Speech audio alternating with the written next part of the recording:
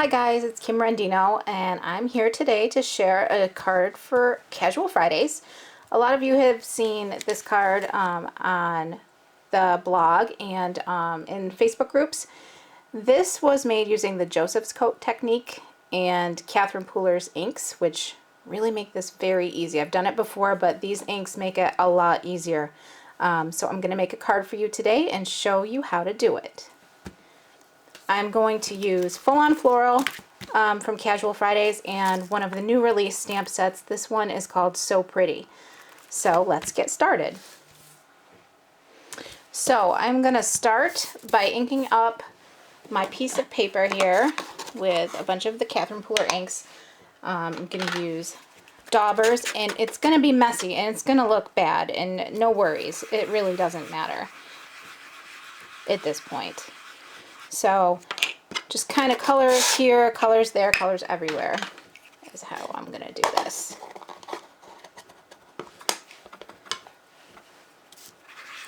They can blend, they can make other colors.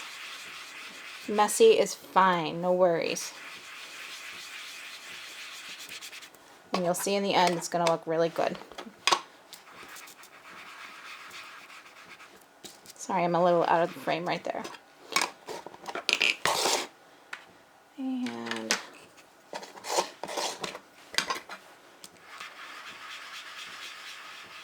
right now you guys are thinking, this is a hot mess. How's this going to look good? But you'll see.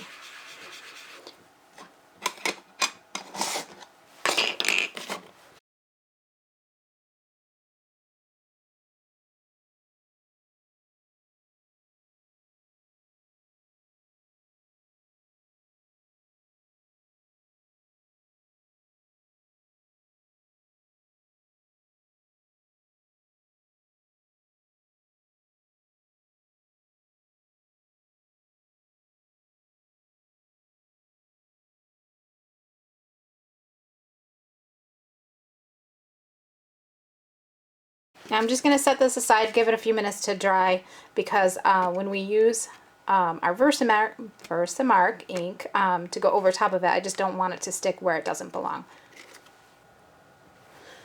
Okay, now I have my removable adhesive on the back side because the panel is the same size as the background stamp I'm using, so if I want to restamp, I just want to be able to do that without, I'm not able to use the magnets in the MISTI for this.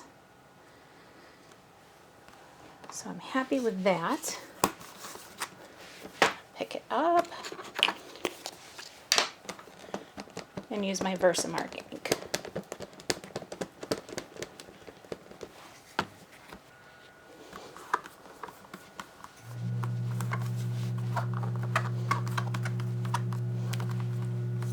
All right, and that should do it. So up and set this aside.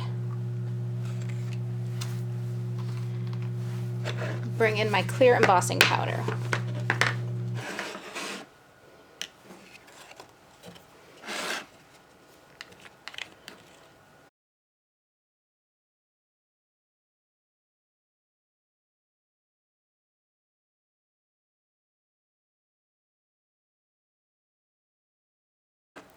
Yeah, I don't know if I said it before, but basically I think what we're doing right here is we're trapping the color underneath, and then when we coat it in a little bit with the black ink, that trapped color is going to be what shines through.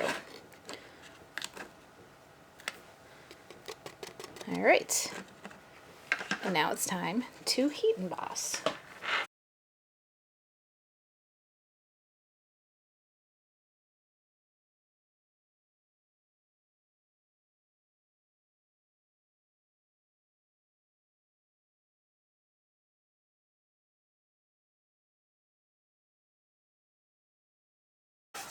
Alright, I'm going to let that cool for just a minute or so. Okay, now here's kind of the magic.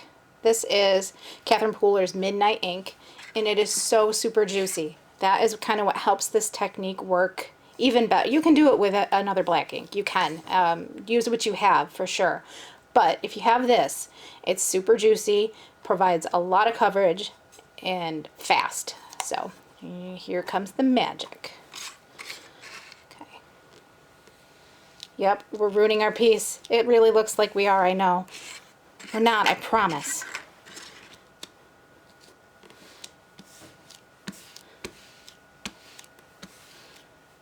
All right. Now, I'm just going to take a paper towel. Yes, and I also got to clean up my work surface. But when you brush it off,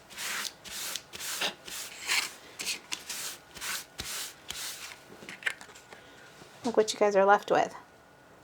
Isn't that so gorgeous? So that trapped color shows beautifully, and you can't tell my messy ink blending doesn't look so messy anymore. To finish our card, I thought we would do a sentiment on acetate. That way we aren't covering up any of our super pretty piece here. So the sentiment is just going to be, don't mind the backer here, the sentiment will just go right across the top and then it won't hide anything. So we are going to start by using the anti-static bag again. And then I'm going to use a sentiment from the new So Pretty stamp set from Casual Fridays that was just released last week. I'm going to use the Thinking of You sentiment. There it is. I'm going to stamp it in Versamark. I'm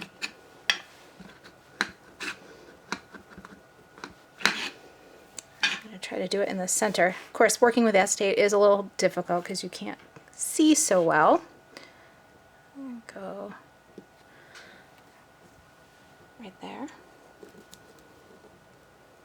And try to lift straight up with it. And to make it really stand out against that black background, I'm going to use some Wow Sparkling Snow embossing glitter.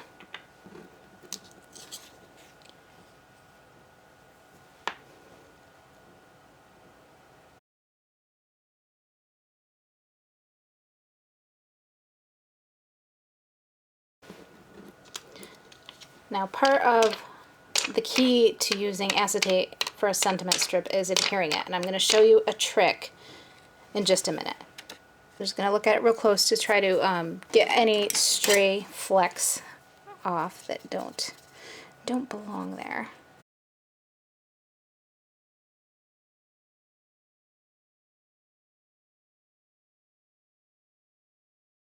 Another trick to using acetate is you want to let your heat gun heat up really, really well before you bring it to the acetate. Otherwise it will warp. And also when you do bring the heat gun to the acetate, you're going to want to wave it around and take it away, wave it around and take it away so it doesn't get too hot in any one spot.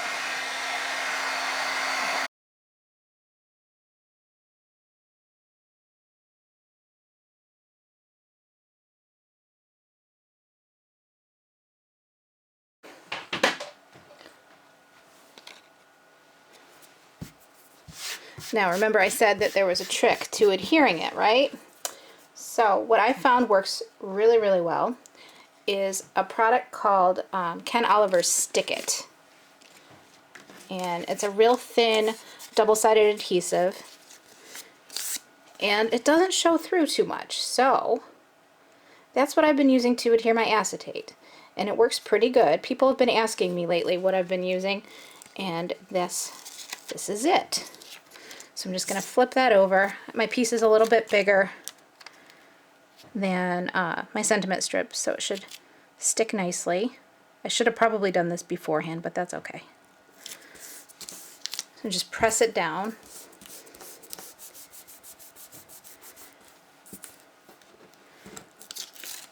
Oop. And I'm going to trim it with my scissors. We're ready to adhere it. I'm just going to peel that, stick it right off. I think we'll add it right about here, kind of in the lower third.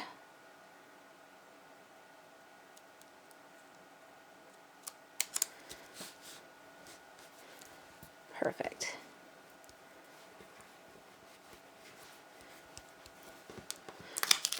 And then I'm just going to flip that around and trim those excess edges of acetate right off.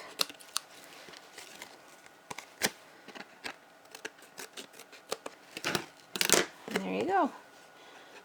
You can hardly see the stick. You can a little. It's not perfect, but it is definitely the best thing I've found to adhere acetate. And it also works for vellum, guys. This is like a game changer. It really is. So now we'll go back and stick that down again.